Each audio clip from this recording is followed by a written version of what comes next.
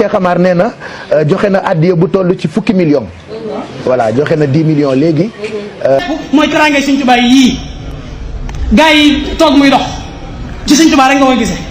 Modou Mbacke Baara Doli nee na jox na la addiyee Cheikhul Khadim bi yëpp Màkka. suba ak jàmm dinaa ko jëli.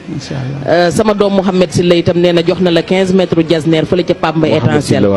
mooy teraangay Sëñ Tuubaa yii gars yi toog muy dox ci Sëñ Tuubaa rek nga koy gisee.